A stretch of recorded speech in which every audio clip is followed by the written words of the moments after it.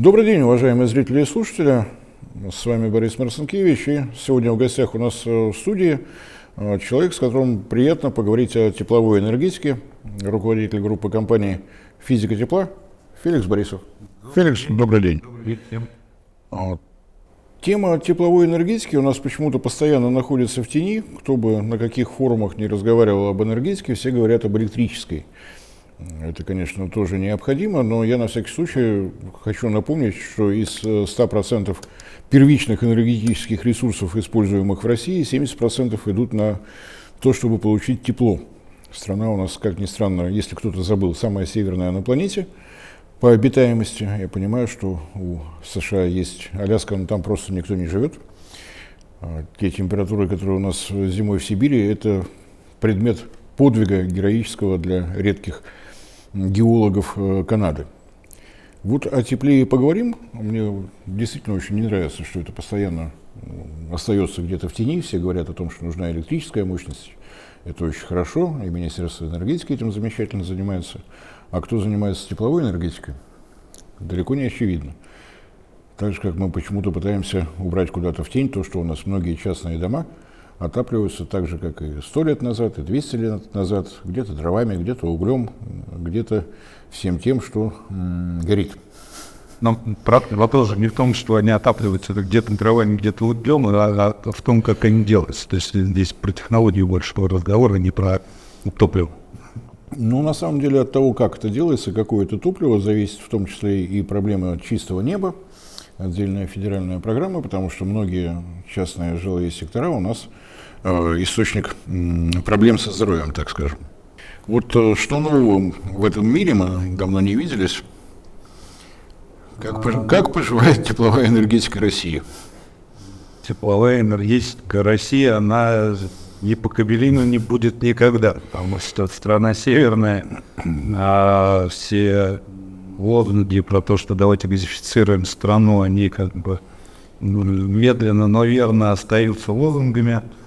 Не, ну, на самом деле какая-то газификация где-то идет, но в некоторых регионах газа как не было, так нет и не будет. Смотри, здесь стоит разделять, если мы говорим про газификацию и про отопление как таковое, действительно есть три сегмента основные, которые очень сильно отличаются друг от друга. То есть все требуют тепло, но то, как это тепло вырабатывается и предоставляется, есть все-таки три основных сегмента. Это у нас система ЖКХ, наши доблестные энергетики, вот это система, системные энергетики, которые отапливают города, поселки, где также, кстати, из деревьев есть большая энергетика, которая подведомственна Минэнерго России. И есть микро-малая энергетика тепловая, это как раз подведомственная Министерство строительства и ЖКХ в лице 32 человек, работающих в департаменте ЖКХ Российской Федерации. Не-не-не, ну 32, ну прям, я смотрел 35 там штатных единиц. Страна небольшая, вполне достаточно. Там, да, в ЖКХ у нас в тепло еще к теплу подключается водоснабжение, водоотведение, ну, как бы на 30 человек и поделить, ну, бог с ним. Страна маленькая, вполне достаточно, тем более, что, ну, вот если вспомнить прошлый отопительный сезон, очень хорошо прошли. Бодро прошли, бодро, с песнями. И, к слову говоря, это все-таки заставило прошлый отопительный сезон в стране, заставил прям жестко задуматься чиновников о том, как им дальше жить придется, потому что с каждым годом ситуация, к сожалению, будет только ухудшаться. То есть, суть по тем бюджетам, которые выделяются на реорганизацию, да, на трубопроводы и на все остальное, на обновление, да, систем теплоснабжения. Как бы бюджетов как не было, так и нет, хотя по прошлому году, кстати говоря, сейчас я чуть-чуть отвлекусь и вернусь уже к сегментам системы ЖКХ. А если мы помним нашу великую историю о том, как в прошлом году и в этом году продолжается эпопея по освоению 8 миллиардов рублей на перевод котельных на пелеты в системе ЖКХ, Вот, если посмотреть отчет ведомства, то, собственно говоря, когда рапортовал президенту Хуснуллин о том, как они здорово прошли, значит, инвестиционный период в развитии ЖКХ, в общем-то, на модернизацию и строительство новых по всей стране, как было 8 миллиардов, так и осталось. Так и лежат себе. Да, то есть это было прямое поручение, получается, что прямое поручение президента о выделении Минфина денег там, на реконструкцию котельных, перевода их с неэффективной угольной там, или мазутной генерации на пеллетную, вроде как чистую энергию, оно никоим образом в лоб не фигурировало изначально в бюджете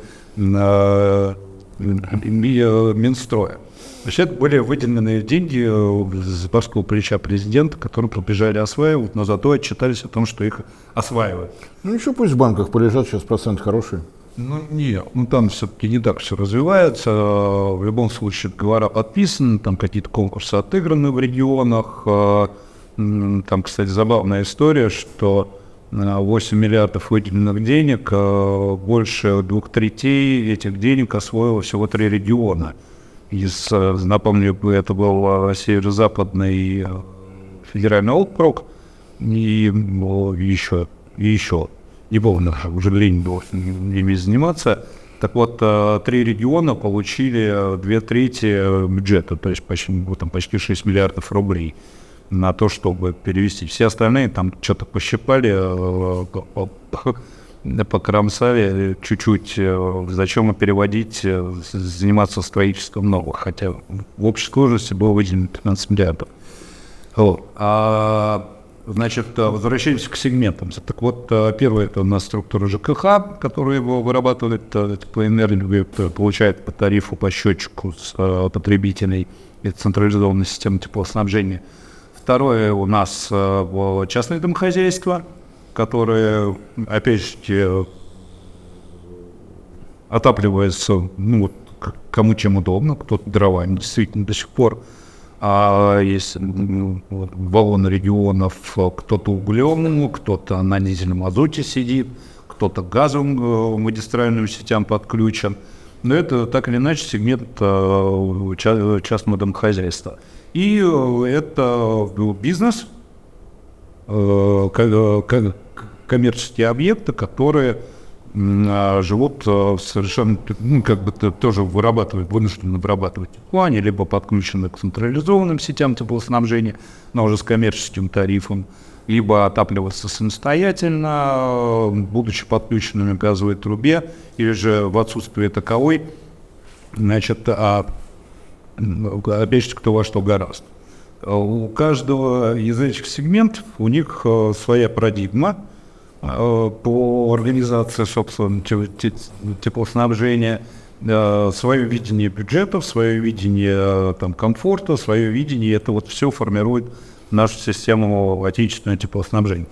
Феликс, а еще такой вопрос, я, может быть, ошибаюсь. Есть же еще достаточно большое количество ведомственных котельных, которые обеспечивают какие-то определенные объекты. Это Министерство просвещения с отдаленными школами.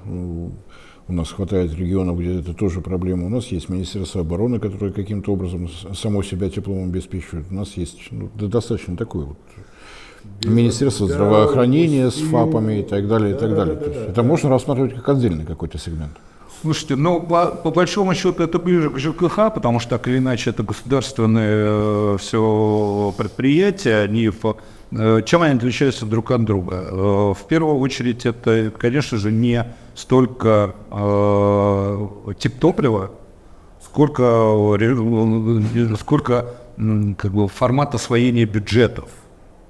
То есть в привязке к технологичности. Допустим, если бизнес в среднем по стране, на самом деле, большей его части, в первую очередь считает экономику капзатрат на строительство новой котельной, дальше уже привязывается к экономике топливной составляющей, равно как в стоимости гигакалорий, дальше к сервису, к обслуживанию. То есть для него это некий набор факторов, которые выливаются потом в себестоимость продукции, которую выпускает предприятие. Поэтому, или же наоборот, там в арендные ставки там, магазины, там, ну, так или иначе, это все закладывается в бюджеты. Ну, то есть это тот сегмент, где считают деньги, где понимают, что такое энергоэффективность и так далее, и так далее. От возможностей берут за потребностями, но так или иначе они пытаются там проявить какую-то там инициативу снизу. Значит, домохозяйства, которые живут автономно и не привязаны к централизованным сетям теплоснабжения, они точно так же пляшут от своих возможностей. От семейного бюджета. От своего бюджета. И понятное дело, что все они стремятся к комфорту, но так или иначе комфорт дело не дешевое нынче.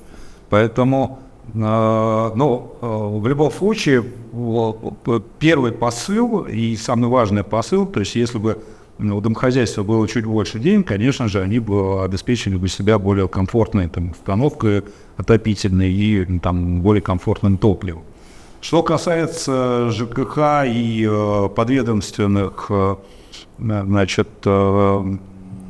структур всяких разных, да, там Министерство образования с их школами, детскими садами, с автономной системой отопления, я не знаю, там спорта. Министерство здравоохранения с ФАПами. Достаточное количество удаленных объектов, входящих в структуру ФАИВов, федеральных органов исполнительной власти, которые не подключены к централизованным сетям. Но это в любом случае бюджет. Вот, и как этот бюджет будет осваиваться, в последнюю очередь там думают об эффективности, может быть, о топливе там вообще не думают, просто потому что о нем думать, там 20, 30, 40, 50 лет сидим на этом, на угле, на дровах, там еще на чем-либо, нам бы почаще дырки латать, потому что это все бюджет, и в целом все оно туда, то есть уходит, то есть, хорошо, 3,5 сегмента, назовем так. То есть кто-то про бюджет, его освоение, кто-то про эффективность и возможность как-то сэкономить, да, для того, чтобы получить хороший результат при маленьких расходах. Чтобы это все не приводило к каким-то заоблачным повышению стоимости конечного продукта, как в результат деятельности того или иного предприятия, и комфорт для частного домохозяйства. То есть оно все так формируется. А я правильно понимаю, что у нас как таковой системы ЖКХ единой в стране в связи с исчезновением Министерства ЖКХ, в общем-то, и нет? Нет, есть. Сколько видишь, ребята, я и вижу.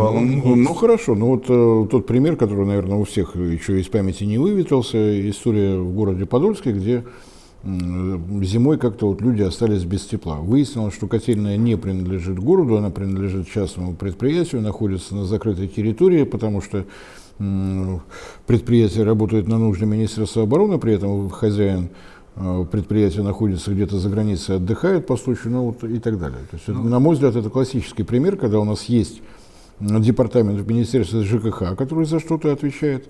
В каждом субъекте федерации есть свои министерства, либо энергетики, либо ЖКХ, у которых тоже что-то подведомственное есть. Есть муниципальные предприятия и так далее, и так далее. То есть, Поправлю вас немножечко, Борис Леонидович, поправлю в чем. В любом случае, любая ресурсоснабжающая организация, будь то котельное при предприятии, то есть одно дело, когда котельное при предприятии вырабатывает тепло на собственные нужды, но как только они начинают это тепло еще продавать населению, они в этот же момент становятся каким-то обособленным подразделением и становятся так или иначе выходят на защиту тарифа, они же платежки рассылают потом, собирают денежку за то, что они выработали. То есть она вроде как и часто, но у нас есть достаточное количество примеров концессионных котельных, которые они, по сути, в каком-то промежутке времени они все равно еще частные. Но они в любом случае обложены неким законодательством, которое господа, которые переехали на Пироговку нонче с Минстроя регулярно, методично правят и коверкают совместных фаз России. Ну, вот там есть, то есть ЖКХ, она же вся обложена бумажками. И даже частная котельная, да, она в любом случае обложена бумажками, и она поднадзорная. А вот то, как осуществляется надзор, как осваивается бюджет надзора, то есть это же целая инфраструктура взаимодействия производителей тепла и его контролирующим органом. Ну, это замечательно. На самом деле у нас, если посмотреть, что в России происходит вот в части энергетики, так скажем, общественных всевозможных формирований, у нас есть ассоциация производителей электроэнергии, потребителей электроэнергии, ассоциации производителей тепловой энергии, ассоциации потребителей тепловой энергии у нас нет. Это вот первое, что в глаза бросается. И второе, что бросается в глаза, когда речь идет об электростанциях, об объектах генерации электрической энергии, там все видно, и доходная часть, и расходная часть, и время проведения ремонтов, все это под контролем Министерства энергетики, здесь какой-то порядок есть. Если сейчас задать вопрос, какое количество первичных энергетических ресурсов идет на тепловую энергию, ответ никто не даст, потому что никто не знает. Вот здесь уголь, здесь мазут, тут дизель, здесь дрова, тут вообще солома пошла, а здесь отработка из ближайшей автомастерской. Я по-другому бы сказал. Знают, но громко молчат. То есть от региона к региону в каждой избушке своей погремушки, то есть смотря на то, что вот чем большая энергетика хороша, она вся напрямую подчиняется Министерству энергетики. Да, есть ровно одно ответственное лицо, а здесь у нас их муниципалитет, субъект, министерство федеральное, министерство региональное. Тепловая энергетика в регионах подчиняется региону. То есть есть общая нормативная база федеральная, которая так или иначе там что-то модерирует. Есть общий норматив там, по ТЭБам, да, по топливно-энергетическим балансом. Топливно-энергетическим балансом региона, да, там, муниципалитетов. Есть требования по схемам теплоснабжения, так называемым, да, в которые в том числе должны подтягиваются эти ТЭБы, но то, как это реализовано, то есть формально, да, это все есть. Формально это делает каждый регион, каждый муниципалитет, он обязан это делать. Но реально это коляка, которая, ну, вот такая Филькина грамота, которая не влечет за собой никаких более-менее внятных там экономических последствий. Но зато это позволяет бодро рапортовать, что энергетический баланс в России исключительно зеленый. У нас вот есть угольная, есть атомная генерация, гидрогенерация, очень много газовых котельных, и вообще мы очень зеленые. Если не касаться статистики... это важно, да? А это сейчас очень важно и очень модно рассказывать о том, как мы движемся к углеродной нейтральности. Серьезно? При этом используя данные только те, которые идут из большой энергетики. Электрической энергетики, я бы сказал, не тепловой. То есть, если не касаться того, откуда в наших домах, в наших, не знаю, школах, зданиях, заводах, на удаленных территориях берется тепловая энергия, то мы очень зеленые, и мы можем этим хвастаться. А если действительно сделать топливно-энергетический, именно вот топливно-энергетический баланс России сделать, потому как мы потребляем первичные ресурсы, то, может быть, показатели будут другими. А вот это вот, как это, словом бардак ведь нельзя назвать, это же неправильно будет, некорректно. Вот этот, вот эта романтика. Что нужно вот это вот green technology, романтик развести просто в разные стороны. Значит, давайте все-таки определить, что зеленая технология, ну, это в моем виде как инженера, да, или как руководителя группы инжиниринговой, которая почти 20 лет занимается реально green energy technology, да, у нас основная специализация на строительстве пеллетных котельных топливных, вот, на которых мы и собаку съели, еще там пятую ногу ей отрастили.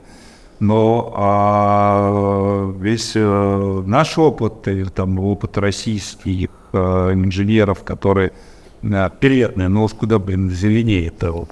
Возобновляемый ресурс, не поспоришь. Возобновляемый источник энергии, углеродно-нейтральная, вот эта вот вся прозападная, пробратская истерика, мы это уже все проходили не единожды. Так вот, за 20 лет всплесков там, про солнечную и ветряную генерацию много чего рассказывали, про билетную генерацию все на это смотрят как на отход, на утилизацию отходов переработки дровосеков. Ну, как бы... Ну, действительно, что это такое на фоне водородной энергетики? Вот сейчас водородная энергетика... Возьмем флаг, нарисуем на ней кошку с содержащим наполнителем, и вот, пожалуйста, чем зеленая энергетика? Пишите, то что все хорошо. Нет, ну, если мы говорим про все-таки ресурсную, да, там про ТЭП, топливный энергетический баланс, ну, наверное, 50 на 50, ну, ваша так начнется. Вот. А если мы говорим про то, что этот ресурс, даже самый грязный уголь, вы посмотрите, вот сами прекрасно, знаете, Борис Леонидович, колоссальные электростанции угольные в Китае, где можно к трубе, ну я утрирую, конечно, но подойти к трубе дымохода угольной электростанции и там в пробирку набрать чистого воздуха и продавать его на улице. Но без шуток чисто, там система очистки колоссальные стоят фильтра. То, как у нас это реализуется, ну да, наверное, там 2, 3, 4 поколения мы отстаем. Но так или иначе мы идем. Кстати, вот в продолжение новостной повестки наш замечательный проект «Чистый воздух», вот, национальная забава, да, с проекта, значит, пилот которого по генерации, тепловой генерации был реализован в Красноярске. Это 1116 домохозяйств должны были... Это вот пилотный проект этого года, как бы пилотный регион, вот так, наверное, да? Как бы регион. Там есть большие подозрения о том, как образовался бюджет на этот пилот. Это же... Нет, Феликс, давайте по порядку. Значит, вот эта затея с котлами-автоматами угольными, да, это инициатива Министерства... Для зрителей угольные автоматы — это автоматизированный твердотопливный котел бытовых мощностей, там от 15 до 30 киловатт, который в автоматическом режиме в состоянии сжигать мелкофракционный уголь, то есть без участия человека. Вот рассыпается, 3-4 дня котел сам вырабатывает тепло, подает нужное количество топлива, нужное количество воздуха. Инициатива эта исходила от угольного департамента Министерства энергетики, и основывалась она на том, что проблема частных секторов сибирских городов связана с тем, что используется оборудование времен покорения Крыма, причем не этого, а предыдущего, когда мы там с турками воевали, сырые дрова, некондиционный уголь, отработка из ближайшей механической мастерской, черти что еще, и в результате города задыхаются. Если перевести на современное оборудование на качественное топливо, то ситуация меняется. В программе «Чистый воздух» для этого правительство пошло навстречу этой инициативе. Для частных пользователей эти котлы должны устанавливаться бесплатно, с тем, чтобы нагрузка была только на закупку самого угля. То есть, грубо говоря, если не вдаваться там в корректировку подробностей, да. Ну, естественно, за свой счет полностью меняет оборудование на современные угольные автоматы, которые по требованию, опять же, постановления правительства к этому оборудованию, это там четко прописано требования по экологии, по выбросам, и требования по коэффициенту полезного действия установок. То есть по экономике и по экологии, так скажем. Наверное. Вроде как инициатива, по-моему, дорогая, какая хорошая. Инициатива прошла, то есть Министерство финансов не возражало, это действительно теперь часть проекта «Чистый воздух», или «Чистое небо», как это правильно называется? «Чистый воздух». Это действительно государственное финансирование, то есть если у вас частное домовладение и вас не устраивает то, как вы обеспечиваете сами себя теплом, денег тратить не нужно, к вам придут люди, оценят вашу кубатуру, вот 15-30 киловатт это вилка, в зависимости от того, что вам надо отапливать, и совершенно бесплатно установят. Да. Население подает заявку, приезжает там эксперт, инженер, который смотрит, там, составляет базовые тех требования по помещению, по зданию, станет эта котельная, там не встанет, потому что тоже есть нюансы. Это как бы не настенный газовый котел. Достаточно массивная штука, хорошо весящая. Не все дома, не во всех домах там можно было установить. И да, как бы да, после прохождения там экспертизы, каждый дом смета проходил экспертизу, там должна проходить. Вот, давай сейчас как написано, вот как это должно выглядеть. К вам пришли, оценили, можно у вас поставить котельную или надо какую-то пристройку отдельную, чтобы соблюсти требования? Не запроектировали, составили смету, отправили смету в местную госэкспертизу, госэкспертиза акцептовала смету, и дальше уже начинается эпопея с физической реализацией проекта. Но при этом владелец по-прежнему ничего не платит. То есть вот оплата всех монтажников, все это не с потребителя. Это все расходы, связанные с запуском, ну, грубо говоря, у вас там печка-буржуйка стояла, ее вытащили, может быть, пользователь сам ее выбросил, говорит, он сдал на металлолом, вот, а все остальные расходы несет на себе регион. Я надеюсь, нас хорошо услышали. Абсолютно бесплатно. Повторяюсь, внутри программы «Чистый воздух» для того, чтобы частные сектора сибирских, прежде всего, городов перестали дышать гадостью каждый отопительный сезон. Это один-единственный город. Вот, стоп. Так, вот это исключительно Краснояр. Пилотный город. На ком-то надо отработать. Франко, опять же, давайте вспомним, что у нас есть достаточно сложная архитектура нацпроектов. Программа «Чистый воздух» входит всего лишь 42 города. И Минусинск, который находится в том числе в Красноярском крае, который также включен в программу «Чистого воздуха». Почему это важно? Потому что бюджеты в этой программе заложены, бабки там. Бабки, бабульчики на все эти мероприятия заложены именно в этой программе, в эти бюджеты.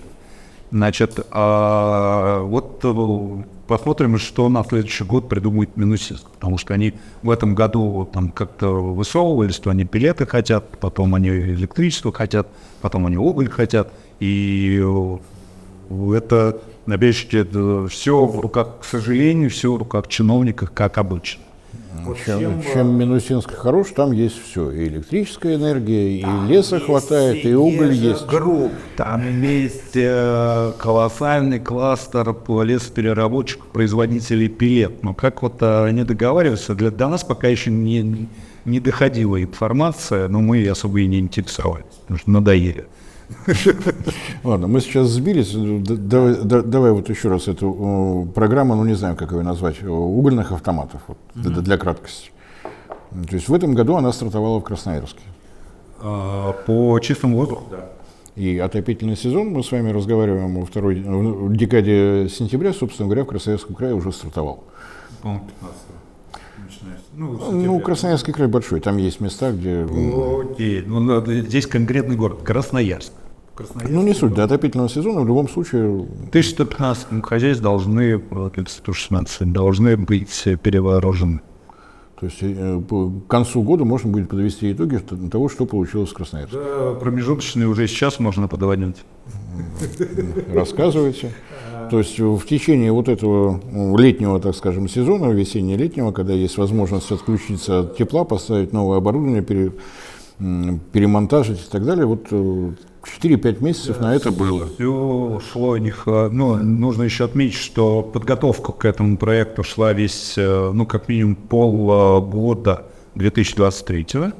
То есть подготавливались там совещания с производителями котлов, с инженерами, там куча всяких разных было движений, как это все упаковать и привести в соответствие, там деньги против тепла в доме, государственные деньги, но это же там целая архитектура, опять же, перестраивается сложных взаимоотношений.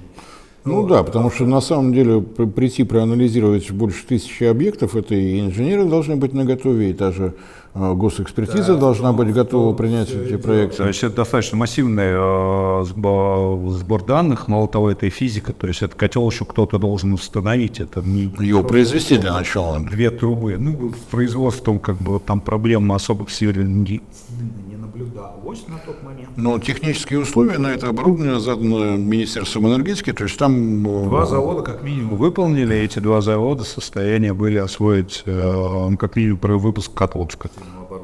То есть оборудование отнюдь не самое простое, но действительно отвечает всем современным требованиям, это не так просто, это все-таки не буржуйка. Это много, то есть заводы, которые там раньше по году выпускали такого же класса оборудования, там штук 300 в год, и тут тебе нужно за полгода ускориться в 3 раза больше, но это как бы задача, это при условии, что это, каждый котел весит там почти 250-300 килограмм, это металлоемкость только производства. Плюс там система автоматизации, механизации, но это не просто. Это серьезная производственная задача такая. Да, в 2 раза ускориться, да. То есть задача на самом деле достаточно непростая. Для производителей надо, мало того, что металлоемкость, там те же датчики, все это надо уметь сделать, скомпоновать. Конечно. А в Красноярске есть такие предприятия или где-то на стране? Мало того, в Красноярске-то они только, не только есть, но основной кластер как раз по выпуску этого типа оборудования, он в Красноярске сосредоточен, как минимум 5 производств там находится.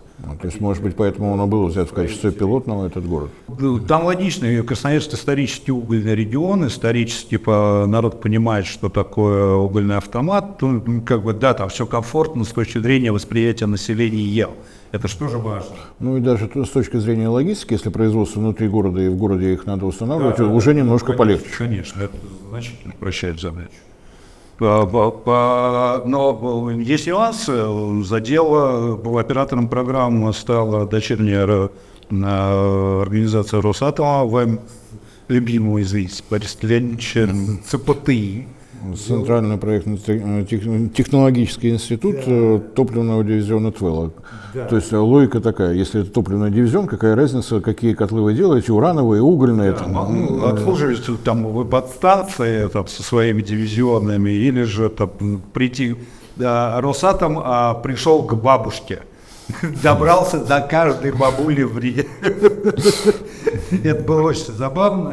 Такое абсолютно логичное решение. Действительно, если люди умеют делать ядерное топливо, неужели они с углем не справятся? Да, если мне память не изменяет, речь шла там чуть ли не о $500 миллиарда, на секундочку, бюджетных средств, которые должны были вылиться в модернизацию. Но вошло это все долго сейчас. Промежуточные итоги. Промежуточный итог, у меня информация на конец июля месяца, чуть более 150 котлов было всего лишь установлено. То есть 10%. Приблизительно там 15%. Да хоть бы 20%. Но ресурсы ограничены, производителями местными они умудрились рассориться, соответственно, там появляется некая уже странная динамика развития, которая, будем посмотреть, то есть сейчас, что у нас, начало сентября, середина сентября, во что это выльется, покажут уже газеты и новости из Красноярска, как они любят. Как они полюбили этот проект? Я думаю, что итоги в октябре, в ноябре уже точно будут, потому что в отопительный сезон там никто работать не будет. То есть на самом деле звучит все очень коротко. Давайте поставим везде котлы-автоматы, но есть и ограничения по времени. В отопительный сезон такой работой не займешься. Значит, к этому короткому промежутку из 4 максимум 5 месяцев должны быть готовы и заводы все это предоставить. Да, то есть, к сожалению, там что-то пошло не так, и оно уже очевидно, что пошло не так. И опять же, к величайшему сожалению, вот это вот не так превратило очень крутую инициативу государства. Это реально очень здорово модернизировать за государственный счет, поставить людям автоматизированные современные угольные котлы, которые уже без выбросов. Они, безусловно, есть, но они минимальные, укладываются в определенные допустимые нормы по выбросам. Это совершенно другой уровень жизни граждан, которые получат это оборудование.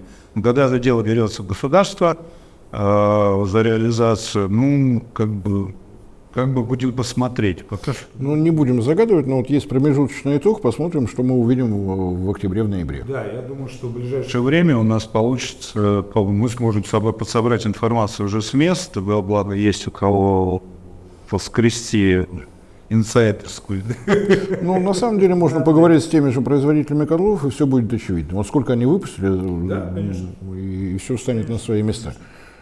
Ну, за минусом того, что осталось на складе. Сейчас все верно, на складе ничего не остается. Ну вот и хорошо. То есть мы увидим их отчеты, потому что они успели произвести, сможем подвести итоги, и тогда, я думаю, есть резон встретиться и еще раз эту тему коснуться, потому что, насколько я в курсе, планировалось, что на следующий год эта программа будет расширяться. То есть это будет уже не только Красноярск. Будет некая реинкарнация, ходит слухи, что Дальний Восток и Сибирь будут как-то по такой же схеме, там, по такой же логике установки бесплатно за счет государства оборудования будет реализовываться там, и дальше. То есть сама по себе идея всем понравилась. С точки зрения государственного бюджета нет не такие афовые деньги. С точки зрения социальной составляющей это колоссальный эффект, согласитесь. Вот я думаю, что через недельку-две у нас будет новая информация. Я думаю, что обязательно надо встречаться и обсуждать, потому что у нас не очень часто появляются государственные программы, которые позволяют не залезать в карман конечного потребителя, но получить вполне здоровый эффект.